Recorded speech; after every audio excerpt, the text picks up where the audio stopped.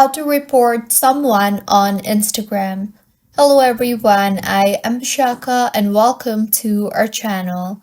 I will take you through the step-by-step process on how to report someone on Instagram.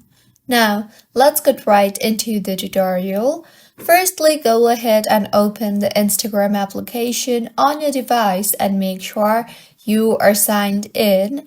And now, to report someone on Instagram, tap on the search bar and search for the account that you want to report. Once the account appears, tap on the three dots you see on the top right of your screen.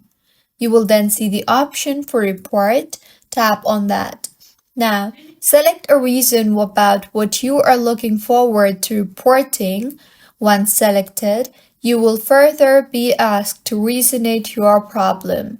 So select the option that suits your problem the best and further tap on the Submit Report option. With this, the person has been reported. You can also block or restrict the user if necessary. So, this is how you can report someone on Instagram. If you find this tutorial helpful, please like the video and do subscribe to our channel for more contents like this. Thank you for staying with us until the end.